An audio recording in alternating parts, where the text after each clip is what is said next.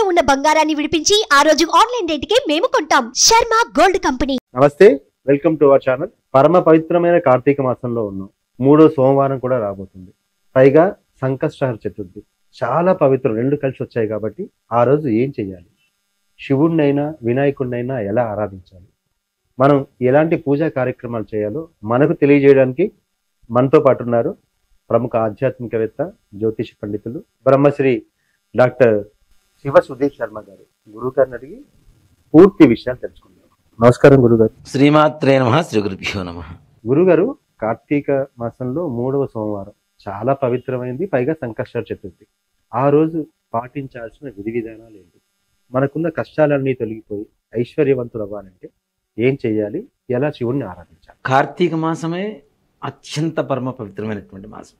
మనకి 4 మాసాల్లో కార్తీక మాసం వాతావరణ రీత్యా కావచ్చు, ఆధ్యాత్మికత వెల్లివిరిసేటువంటి ఒక పవిత్రమైనటువంటి మాసంగా కార్తీక మాసాన్ని భావిస్తూ ఉంటాం. కార్తీక మాసంలో వచ్చేటువంటి సోమవారమే విశేషం అనుకుంటే, అందులో సంకష్టహర చతుర్థి రెండు కలిసి రావడం అంటే సామాన్యమైనటువంటి విషయం కాదు. ఇటీవల వస్తున్నటువంటి పండుగ రోజులు చూసుకుంటూ ఉంటే నిజంగా ప్రతి దేవతకి ఏ నక్షత్రము, ఏ వారము ఏదైతే బాగా ఇష్టప్రీతికరంగా ఉంటాయో అవి రెండు ఎక్కువగా కలిసి రావడం ఎక్కువగా జరుగుతూ ఉన్నది. మనం కార్తీక మాసంలో మొదటి మంగళవారం తీసుకుంటే నాగుల చవితి కలిసి రావడం, అవునండి, అట్లా ప్రతి ఒక్క దాంట్లో కూడా ఒక ప్రత్యేకత సంతరించుకుంటూ వస్తూ ఉన్నాయి మనకి పండుగలన్నీ కూడాను.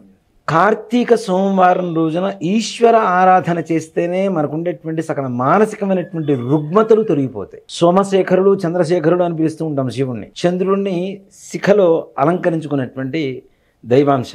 అలాంటి ఈశ్వరుడికి సోమవారం రోజున ఎందుకు చేయాలి అంటే, చంద్రశేఖరుడు, చంద్రుడే ప్రధానంగా కనపడుతూ ఉన్నాడు అక్కడ. ఒక మాట చెప్పాలంటే కార్తీక మాసంలో మనకి ముఖ్యంగా మొదటి సోమవారం మామూలుగా చేస్తూ ఉంటాం, చివరి సోమవారం కాబట్టి తప్పనిసరిగా చేయాలి అనేటువంటి ఆలోచన ఉంటుంది. కానీ రెండవ సోమవారం, మూడవ సోమవారానికి ఒక ప్రత్యేకత కూడా సంతరించుకుంటూ ఉంటుంది. దేనికి అంటే, పౌర్ణమి ముందు, వెంటనే పౌర్ణమి తర్వాత. ఇక్కడ మనం కార్తీక మాసం మొత్తం చేస్తున్నది కార్తికేయుడికి, సుబ్రహ్మణ్యేశ్వర స్వామి వారికి చేస్తూ ఉంటాం, ఎక్కువగా శివుడికి చేస్తూ ఉంటాం, విష్ణుమూర్తికి చేస్తూ ఉంటాం. ఈ పౌర్ణమి తర్వాత వచ్చేటువంటి సోమవారం ఏదైతే ఉందో, నిజంగా పౌర్ణమి ముందు ఉండేటువంటి సోమవారం శివుడికి చేస్తే ఒక రకమైనటువంటి ఫలితాన్ని మనకి లభిస్తూ ఉంటే, పౌర్ణమి తర్వాత చంద్రుడు క్షీణిస్తూ ఉంటాడు. క్షీణచంద్రుడు అంటాం. అంటే చంద్రుడు బలం తగ్గిపోతూ ఉంటుంది, చంద్రుడు కూడా పూర్ణచంద్రుడు కాకుండా అక్కడి నుంచి తగ్గిపోతూ ఉంటాడు. ఎప్పుడైతే బలంగా ఉన్నప్పుడు పూజ చేస్తే వచ్చేటువంటి ఫలితం కంటే కూడాను, భగవంతుడు శక్తిహీనంగా మారుతున్నప్పుడు పూజ చేయడం ద్వారా భగవంతుడికి శక్తి పుంజుకునేటువంటి సమయంలో పూజ చేస్తే మనం శక్తి పుంజుకునేటువంటి అవకాశం వస్తుంది. అంతే కదా. ఇప్పుడు చంద్రుడు క్షీణిస్తున్నాడు, ఆయన గురించి మనం ఎక్కువ పూజలు చేస్తున్నాము అంటే అటువంటిది ఆయనకి శక్తి పుంజుకుంటాడు. క్షీణదశలో ఉన్నవాడు కూడా శక్తి పుంజుకుంటాడు. ఇప్పుడు ఏంటి, బలంగా ఉన్నవాడు మనమే మాట్లాడాల్సిన అవసరం లేదు. బలంగా ఉన్నావు, బాగున్నావు నాన్న అని చెప్పవచ్చు. అదే బాగా ఏదన్నా అనారోగ్యంతో ఉన్న వాడికి ధైర్యం చెబుతాం మనం, నాన్న మంచిగా ఉండు, మంచి ఫుడ్ తీసుకో, బాగుంటుంది, ఏం కాదులే నీకు, మంచిగా ఉంటుందని మనం ఎక్కువగా వాళ్ళని పలకరిస్తూ ఉంటాం కదా. అలానే క్షీణదశలో ఉన్నటువంటి చంద్రుడికి సోమవారం రోజున, అందులోనూ కార్తీక సోమవారం రోజున సంకష్టహర చతుర్థి, మనం వినాయక చవితిలో తీసుకున్నా కూడా చంద్రుడే ప్రధాన పాత్ర పోషిస్తూ ఉంటాడు మనకి. ఇక్కడ సంకష్టహర చతుర్థికి కూడా గణపతికి వినాయకుడే, మన ఈ చంద్రుడే ప్రధానంగా పాత్ర పోషిస్తూ ఉంటాడు. నిజంగా చెప్పాలి అంటే కార్తీక మాసంలో, అంటే కార్తీక మాసం అనేది కాదు, ఏ మాసంలో వచ్చేటువంటి సంకష్టహర చతుర్థి అయినా సరే సకల సంకటాలను నెరవేర్చి కష్టాలను తీర్చేటువంటి చతుర్థిగా మనం పూజ చేస్తూ ఉంటాం. అలాంటిది కార్తీక మాసం సోమవారం, వినాయకుడికి ఇష్టమైనటువంటి రోజు సంకష్టహర చతుర్థి, ఈశ్వర ప్రీతి, చంద్రప్రీతి, ఇన్ని రకాలుగా ఒకటే రోజు కలిసి రావడం అనేది మన పూర్వజన్మ సుకృతంగా చెప్పుకోవచ్చు. చాలా వస్తూ ఉంటుంది, కానీ చాలా అరుదుగా వస్తూ ఉంటుంది. ఎక్కువగా ఏంటంటే 5 సోమవారాలు ఇట్లా వస్తుంటాయి కార్తీక మాసంలో. అట్లాంటప్పుడు ఎక్కువగా కలిసి వస్తూ ఉంటుంది. సంకష్టహర చతుర్థి అవి కూడా చాలా తొందరగా కలిసి వస్తూ ఉంటాయి. కానీ ఈ మధ్య కాలంలో 5 సోమవారాలు వచ్చిన కార్తీక మాసాలు మనకి తక్కువ. దాదాపు 4-5 సంవత్సరాల క్రితం నుంచి లేవు ఎక్కడా కూడా. అలాంటిది ఈ సంవత్సరంలో 4 సోమవారాలైన సంకష్టహర చతుర్థి సోమవారం కలిసి రావడం అనేది నిజంగా మనందరి అదృష్టవశాత్తు మన కష్టాలు తీరడానికి సాక్షాత్ వినాయకుడు, చంద్రుడు, ఈశ్వరుడే సంకల్పం చేసి ఒక తిథిని కాంబినేషన్ వచ్చింది అని చెప్పుకోవడానికి మాత్రం సంశయం లేదనే చెప్తాను. అయితే మరి ఆరాధన ఏ సమయంలో, దీపం వెలిగించిన ఇవన్నీ ఏ సమయంలో చేయాలి, ఎలాంటి ఆరాధన? నిజంగా అండి, కార్తీక సోమవారం మనం పొద్దున్నే స్నానం చేస్తాం, పూజ చేసుకుంటాం, ఈశ్వరుడికి ఆరాధన చేస్తాం. కానీ ప్రదోషకాలం అనేటువంటిది మనం అంతకుముందు కూడా చెప్పుకున్నాం, శివ కుటుంబం మొత్తం కూడా ప్రదోషకాలమే విశేషమైనటువంటి పూజా కార్యక్రమం. ఇప్పుడు మనకు శివరాత్రి కూడా చూడండి, అర్ధరాత్రి పూట లింగోద్భవ కాల అభిషేకం ఎంత ప్రాముఖ్యత సంతరించుకుంటుందో, ప్రదోషకాలంలో ఉండేటువంటి ప్రదోషకాల అర్చన అభిషేకాలు కూడా అంతే ప్రాముఖ్యత, అంతకంటే ఎక్కువ స్పెషల్గా ఉంటాయి. అట్లానే గణపతికి మనం ప్రదోషకాలంలోనే చేస్తాం. సుబ్రహ్మణ్య షష్ఠి వస్తే సుబ్రహ్మణ్యేశ్వరుడికి కూడా ప్రదోషకాలంలోనే చేస్తాం. దేవీ నవరాత్రులు మొత్తం కూడా ప్రదోషకాలంలోనే అర్చన చేస్తాం. ఈశ్వరుడికి మహాశివరాత్రి కావచ్చు, సోమవారం కావచ్చు, ప్రదోషకాలంలోనే చేస్తాం. అంటే శివ కుటుంబం ఓవరాల్గా ప్రదోషకాలంతోనే ముడిపడి ఉన్నటువంటి దేవతా కుటుంబం ఇది. మిమ్మల్ని ప్రదోషం అంటే ఏ సమయంగా భావించవచ్చు, ఆ సమయంలో చేయాల్సిన వాటి? సాయంత్రం 5:45 దగ్గర నుంచి 6:40 వరకు ప్రదోషకాలమే. ముఖ్యంగా చెప్పాలి అంటే నిశాఖ సమయం అంటాం, రాత్రి ప్రారంభకాలం అంటాం. ప్రారంభం నుంచి 6:40 వరకు ప్రదోషకాలం కిందనే మనం లెక్క వేసుకోవచ్చు. ఈ కాలంలో శివుడికి అభిషేకంతో పాటు, అర్చనతో పాటు ఇవన్నీ ఏమి చేయలేము, అభిషేకం చేయలేము, అర్చన చేయలేము. దర్శనం, అలాగే ఒక బిల్వం ఈశ్వరుడికి సమర్పించిన, నిజంగా 3వ సోమవారం రోజున, ఈ చంద్ర క్షీణదశలో ఉన్నటువంటి సోమవారం రోజున చంద్రశేఖరుడికి పూజ చేస్తే తప్పనిసరిగా ఆ చంద్రుడి బలంతో మానసికమైనటువంటి ధైర్యం పెరుగుతుంది, మానసికమైనటువంటి రుగ్మతలు తొలగిపోతాయి. అట్లాగే పుట్టినటువంటి పిల్లలు కూడా మెంటల్గా డెవలప్మెంట్ లేకపోవటం, ఇట్లాంటి వాళ్ళకు కూడా ఈ 3వ సోమవారం శివుడికి ప్రదోషకాలంలో ఎవరైతే అర్చన చేయించుకుంటారో, అభిషేకం చేయించుకుంటారో, బిల్వాలతో స్వామివారికి అర్చన చేయిస్తారో, వారికి మానసికమైనటువంటి రుగ్మతలు తగ్గిపోయి మానసికమైనటువంటి ఆత్మస్థైర్యం, ధైర్యం, ఆరోగ్యం కూడా సంపూర్ణంగా కలగడానికి అవకాశం ఉంటుంది. అంటే అది చేసేటప్పుడు ఏదైనా మంత్రం జపించడం అలాంటిది, ఏ మంత్రం జపిస్తే బాగుంటుంది? ఒక్క మాట చెప్పారంటే, పరమేశ్వరుడికి పంచాక్షరి మంత్రానికి మించినటువంటి మంత్రం లేదు.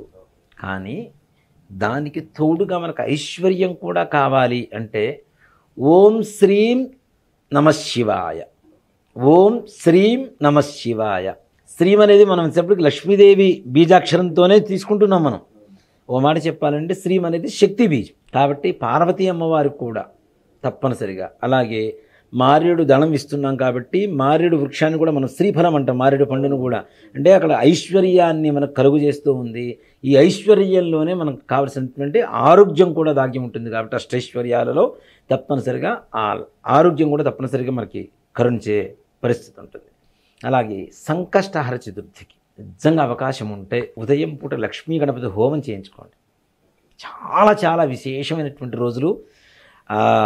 ప్రొద్దున్నే సూర్యోదయం కాకముందు యొక్క గణపతి, లక్ష్మీ గణపతి హవనం చేయించుకుంటే అది కూడాను చెరుకు ముక్కలు దొరుకుతాయి. చెరుకు ముక్కలు, అటుకులు, బెల్లం, ఎలక్కాయలు అని చెప్పి మనకి బయట దొరుకుతుంటాయి.